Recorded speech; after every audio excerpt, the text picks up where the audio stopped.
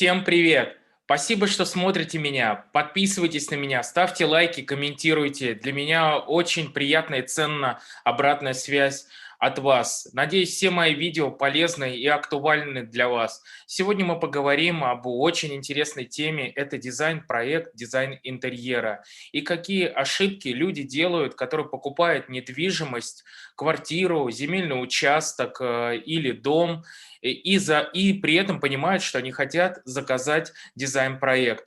И эти люди не учитывают большое количество факторов. С учетом своего богатого опыта собрал в среднем 14 этих несоответствий. И сегодня хотел вам про них рассказать. Конечно, покупка недвижимости – это всегда большие траты, и причем существенные. Надо заранее понимать плюсы и минусы. Это частота сделки, локация, то есть где расположен объект, транспортная доступность, чтобы вы не стояли в пробках и там были дороги. Конечно, четвертое – это технические характеристики объекта. И пятое – инженерные сети.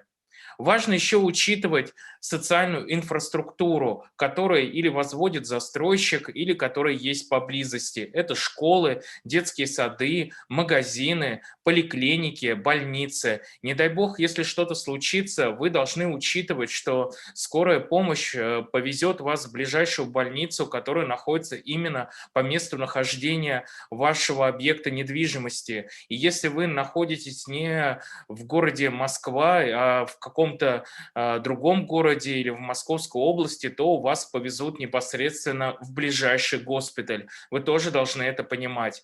Вам нужно заранее учитывать при покупке недвижимости еще будущие стройки. Не построят ли около вашего дома магистраль или новый жилой дом или промышленное здание, которое закроет вам вид или испортит экологию.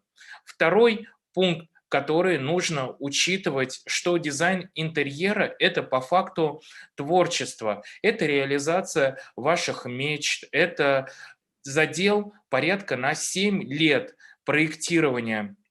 Да, на 7 лет, и дизайнер должен предвосхитить ваши ожидания. Это некая планка, которую дизайнер вам создает на будущее, когда как коллаж. Он собирает интерьер, в котором вы будете жить 5-7 лет, и впоследствии вы можете или продать этот актив, или избавиться от него. Но помните, что этот актив, эту недвижимость будет сложно реализовать, так как изначально вы привнесете туда и силы, и финансы, которые зачастую не окупаются. Говорю уже это по практике. Но есть несколько но, их два.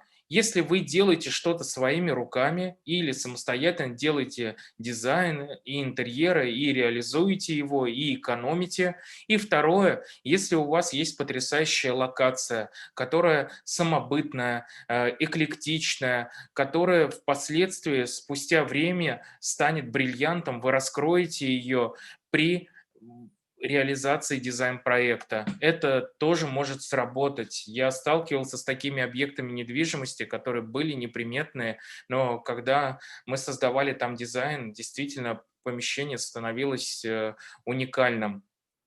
Вам нужно учитывать, что дизайнерский ремонт – это не евроремонт. То есть есть различные ремонты. Это косметический ремонт, это ремонт евро или простой ремонт. Но есть дизайнерский ремонт, и он стоит совершенно других денег. Люди, которые делают его, специалисты, которые его делают, они с высокой компетенцией. Они должны уметь читать чертежи, инженерные проекты, они должны повышать системно свою квалификацию, узнавать тенденции в оборудовании и в каких-то материалах. Зачастую эти специалисты путешествуют по миру, у них очень важно иметь начитанность. Люди должны постоянно быть в вопросе, узнавать и насмотренность. Без насмотренности они не смогут предлагать вам идеи. Это касается и строителей, и дизайнеров, и различных других смежников. И, конечно, с теми людьми, с которыми вы работаете, они должны реализовать не один объект. В среднем это от 3, потому что одно дело делать дизайн-проект и делать его там в стол или просто там что-то рисовать, а другое дело, когда ты сопоставимые объекты с вашим, да, если вы заказываете этот дизайн, человек, дизайнер, он реализовывал. Это тоже нужно учитывать. И что, конечно, дизайнерский ремонт– это другие расходы и затраты. Вы делайте еще, возможно, главную ошибку, что вы до старта поиска самой недвижимости не обращались за консультацией к дизайнеру. Это стоит буквально копеек, несоизмеримо со стоимостью дома, земельного участка или квартиры, но сэкономит вам колоссальных денег. Вы заранее для себя должны накидать список вопросов, что важно для вас, для вашего супруга, для вашей семьи или для вас лично, составить его и впоследствии обратиться к сильному дизайнеру, который реализовывал сопоставимые объекты с вашими требованиями. И когда вы это понимаете, вы после консультации с этим дизайнером должны уйти с чек-листом и впоследствии начать поиск недвижимости. Еще одна ошибка, которую многие делают, это выбор или просмотр только одного объекта недвижимости, только в одном ЖК или поселке. Объектов на самом деле достаточно много, и они абсолютно различные. Нужно анализировать рынок, посмотреть в других локациях, поближе, подальше, сопоставимые площади, не очень, первичное жилье, вторичное жилье, и сделать правильный и осознанный выбор. Следующее распространенное несоответствие, которое многие применяют, это покупка квартиры, дома или земельных участков только в знаковых и элитных локациях. Это, знаете, некий такой шаблон и распространенное, ну, на мой взгляд, у человека, у которого богатый опыт, это распространенное несоответствие. Можно купить квартиру не в дорогостоящем ЖК, не в крупном небоскребе, а, допустим, по соседству, тоже в небоскребе, но не в разрекламированном. У него будет стоимость за метр квадратный, например, дешевле. Там можно убрать оконные проемы, можно убрать блоки, оставить несущие стены, согласовать это с Моском архитектуры, получить все разрешения, получить от Мосжилинспекции, зарегистрировать в регистрационной палате и сделать шикарнейший просто вид, не знаю, на Москва-реку, который будет по цене сам объект недвижимости отличаться от того же Москва-Сити. Но это будет реально крутой бриллиант. И вы, это как раз тот шанс, когда вы сможете продать свою квартиру или за те же деньги, которые вы потратили, или дороже. Следующее, что зачастую не учитывают люди, когда покупают объекты недвижимости, это что было до этого ЖК или земельного участка или дома на этом месте. Там могла быть промзона, там мог быть погост. Мы встречали по практике такие случаи, когда крупный застройщик сносил заводы и строил на их месте большие ЖК. И когда он строил там были детские площадки, там бегали гигантские крысы. Это просто, ну, too much. И вы заранее должны понимать, что там находится. Если там была промзона, вы должны отдавать себе отчет, что там были загрязнения, и почва была загрязнена, и ваши близкие будут ходить по этой земле, и вы будете жить на этой территории. Это тоже нужно все обязательно учитывать. Следующий важный пункт и несоответствие, которое практически никто не прибегает и не делает. Но есть люди, которые, конечно, делают. Нельзя сказать, что прям все не делают. Есть кто делает, но зачастую не делают. Это выездная консультация с опытным дизайнером. Ну, я тут похвалил себя от 400 объектов, да, если не больше.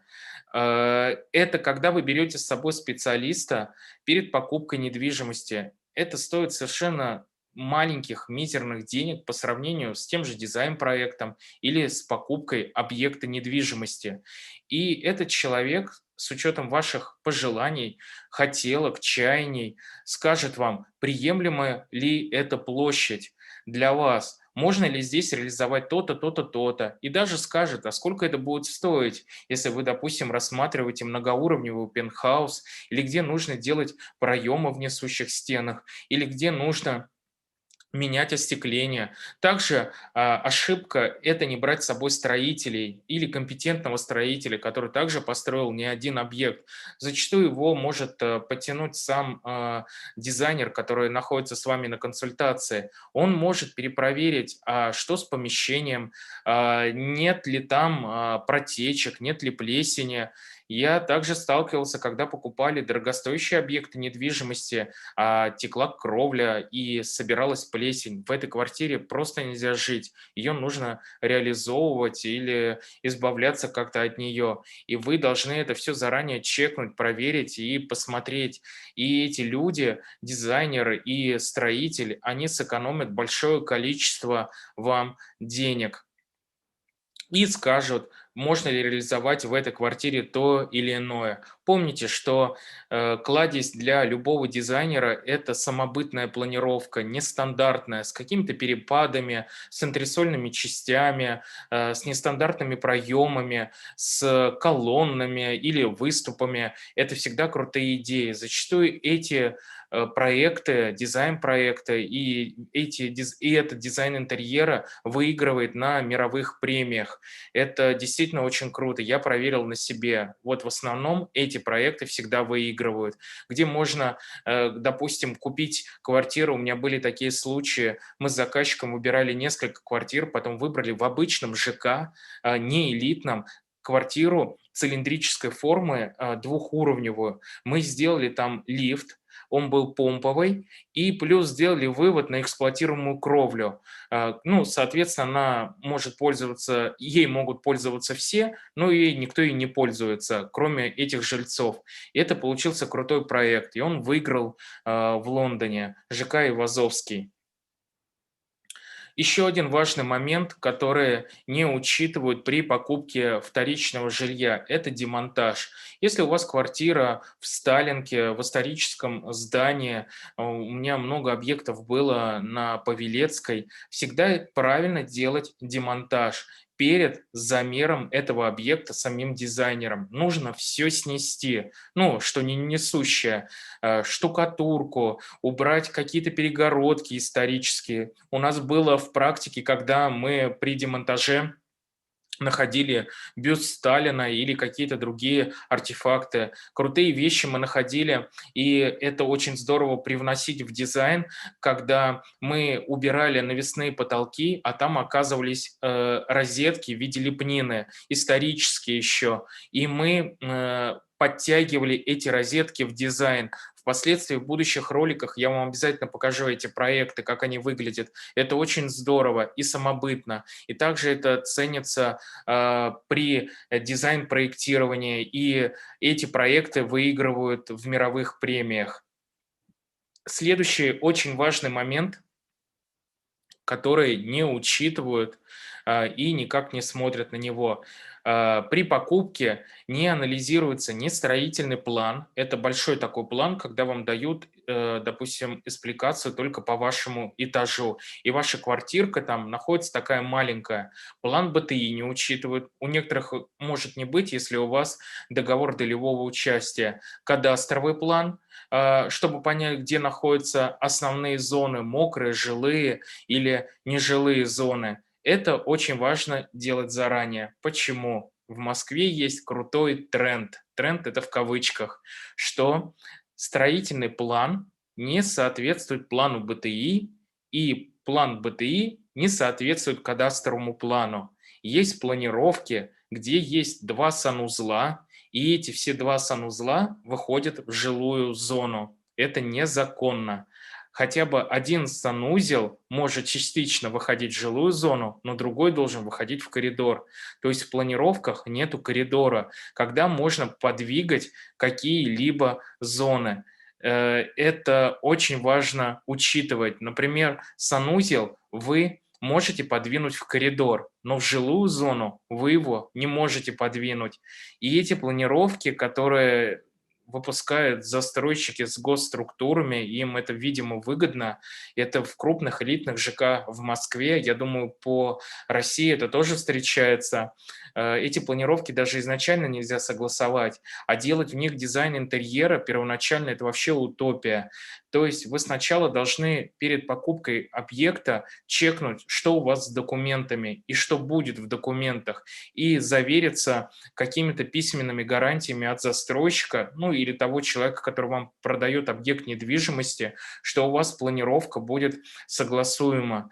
Помните, если вы не получите какие-то разрешения на ремонт или у вас будут изменения, которые несогласуемые, и вы покупали квартиру в кредит или ипотека, вы не сможете делать изменения в этой квартире без получения разрешения от основного кредитора, это банка. Банк вам запретит это делать, пока вы не получите легальных документов. Вам тоже нужно это учитывать. Двигаемся дальше.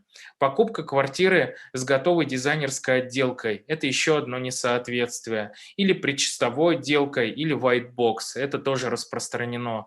Но зачем вам покупать квартиру с отделкой? У меня практически все заказчики, не практически все, а все, у кого были такие объекты недвижимости, мы все демонтировали. Потому что та предчистовая отделка, она не ваша. Что такое дизайн-проект? Дизайн-проект – это ваш быт. Это когда у вас креслица стоит в уголочке, когда у этого креслица рядом есть розеточка на основе планировочного решения, где вы можете подзарядить телефон или подзарядить какую-то технику, или послушать музыку, или у вас стоит там торшер, где вы читаете книжку. Это и есть планировочное решение. Люди, когда вам сдают дизайн-проект готовый или сдают вам в чистовой отделке помещения, они не учитывают этих нюансов, что именно нужно вам. Но зачем вам тогда покупать квартиру с предчистовой отделкой, white box, и потом заказывать дизайн-проект? Вам проще тогда самостоятельно поклеить обои, не тратить деньги на это. Правильнее не тратиться на квартиры с дизайнерским ремонтом, с предчистовой отделкой, а сделать дизайн непосредственно под себя, под свою семью, под свой быт. У меня были заказчики, когда, знаете, мы там делаем планировочное решение, я ему говорю, что, вот знаете, вот диванчик тут не особо-то комфортно ставить, потому что, ну, трафик будет не очень, проходимость, как люди-то будут ходить. А он говорит, а у меня никто не ходит, у меня вообще нет друзей. И это ключевой момент. Не в том, что у него нет друзей, а в том, что это его планировочное решение, это его быт, это его розетки, это его система вентиляции, кондиционирования. Это все, что нужно ему. Так что бессмысленно покупать объекты недвижимости с готовой отделкой или тем более с дизайнерским ремонтом. Двигаемся дальше. 12 место – это покупать апартаменты и думать, что это существенная экономия от покупки квартир. Я здесь подложу подсказку, где вы посмотрите видео у меня про апартаменты, где я их сравниваю с квартирами и основными отличиями. Здесь я скажу тезисно. Апартаменты – это, конечно, достаточно спорный объект недвижимости. В нем главное не соблюдается СНИПы и другие требования законодательства, которые относятся к жилым помещениям. И в первую очередь люди, которые покупают там объекты недвижимости, должны это понимать. Допустим, там солнечные, несолнечные стороны, это теплообмен в этих помещениях. Более того, в крупных небоскребах, а зачастую апартаменты находятся в небоскребах, есть системы лифтов, на которые нужно записываться при ремонте за неделю. То есть, если вам доставляют мебель или строительный материал, вы должны за неделю подать заявку на грузовой лифт. И эти лифты останавливаются на промежуточных этажах. Также строители, понимая это, выкатят вам существенную стоимость за ремонт. И система вентиляции и кондиционирования также там страдает. И для того, чтобы ее заменить, нужна интеграция с внутренней домовой системой вентиляции и кондиционирования. Это тоже дополнительные траты. То есть зачастую люди, покупая апартаменты, рассчитывают как-то, ну, оптимизировать свои расходы, но по факту они могут потратить больше, чем на ту же квартиру. И помните, что застройщик, когда строит ЖК в виде апартаментов, у него нет обязательств перед государством и перед будущими собственниками строить различную социальную инфраструктуру. Школы, детские сады, поликлиники. Это не является его обязанностью, так как это не жилое. Двигаемся дальше. 13 пункт. Отсутствие анализа требований УК к ремонту и аналитики опыта местных жильцов. Зачастую у УК есть огромный перечень регламента по ремонту, и вы должны заранее это понимать, это учитывать, ну, включая тот же лифт, запись на него, разрешение. Вы не можете начать ремонт без получения разрешения именно от госструктур. Все инженерные проекты, допустим, должны пройти согласование непосредственно управляющей компании. Это проекты электрики, вентиляции, кондиционирования, отопления, слаботочной системы. Есть крупные ЖК в Москве, у которых есть централизованный умный дом. И если вы хотите интегрироваться в него, вам также нужно делать отдельные разделы. В крупных ЖК или высотных зданиях есть система пожаротушения и эвакуации. Вы не можете трогать спринклеры, которые находятся там, резать их без специализированных инженерных проектов, а их могут делать только сотрудники или организация с допуском МЧС. А стандартные инженерные проекты делают с допуском СРО. 14 пункт – это отсутствие технических зон, трасс для установки качественной системы вентиляции. Многие люди экономят на системе вентиляции, на инженерном оборудовании, на проводах. Это ошибка. Знаете, как бытует мнение, что у человека должны быть дорогие ботинки, сумка и часы. Здесь в недвижимости то же самое. Вы должны потратиться на инженерию, должны потратиться на окна, должны потратиться на систему вентиляции и кондиционирования, так как вы этим дышите. Если вы не будете инвестировать в вентиляцию, а купите дорогой декор, не знаю, купите кухню с ковалини, купите чикотти мебель, и купите дорогой штучный паркет, он у вас просто вздыборится, мебель растрескается и испортится. И это, ну, не говоря о том, что вы будете дышать воздухом, который будет неочищенный. Учтите, и это очень важный момент, не экономьте на системе вентиляции и кондиционирования. Вы лучше сделайте систему вентиляции и кондиционирования, а будущий ремонт отложите позже, если у вас недостаточно финансовых средств для продолжения этого дизайнерского ремонта. Но сделайте качественную систему вентиляции, поставьте увлажнение воздуха помимо стандартной системы кондиционирования. Это очень важно сделать и учитывать. Также окна. Многие делают потрясающие дизайнерские ремонты, ну, с такими суммами я встречал, они меняют окна. Окна зачастую застройщик ставит, ну, извините меня за выражение, убогие. Они продуваются, плохо открываются, они портят весь дизайн, они с огромными перепонками, когда можно поставить красивые, качественные пакеты, стеклопакеты, которые будут защищать квартиру. Более того, есть умные окна, которые не стоят каких-то кардинальных денег, которые имеют функцию стоп-сол. То есть, когда на них светит, извините, солнце, то они отражают это солнце, и помещение внутри не нагревается. Это значит, что у вас не выгорает декор, мебель, не нагревается само помещение. Ну и вы экономите на системе вентиляции и кондиционирования, и вам комфортно жить. Также, если у вас есть маленькие дети или животные, и у вас окна в пол, то качественное остекление позволяет защитить их. У них есть система триплекс и каленое стекло со стороны улицы. Триплекс – это обычно с внутренней части. При ударе о стекло с внутренней части игрушкой или, не знаю, там камнем или животное ударилось, стекло не разобьется, не опадет слэбами, а оно останется на пленке, как лобовое стекло при ударе в машине. То есть все стекло будет крошкой на пленке. А если удар произойдет техническими какими-то службами или фрамугой, которая откроется и ударит по стеклу со стороны улицы, то оно раскрошится в крошку. Это каленое стекло, это некая защита. Важно инвестировать именно в эти моменты, связанные с инженерией. Это система вентиляции, кондиционирования, увлажнения воздуха, провода, канализация. Эти вещи позволят вам жить комфортно. Если мое видео было интересно, подписывайтесь на меня, ставьте лайки, комментируйте. Если вам нужны консультации по дизайну, проектированию, по дизайну интерьера, пишите мне. Если вы хотите сделать дизайн-проект, также пишите мне. Или вы хотите стать дизайнером, то тоже пишите мне. Все для вас. У меня богатый опыт. Уже сам набил оскомину на всех несоответствиях. Большое количество реализованных объектов в рамках своих компаний, которыми я управляю. Поэтому вы всегда можете воспользоваться моей большой экспертизой и компетентностью. Спасибо, что смотрели меня. Пока-пока.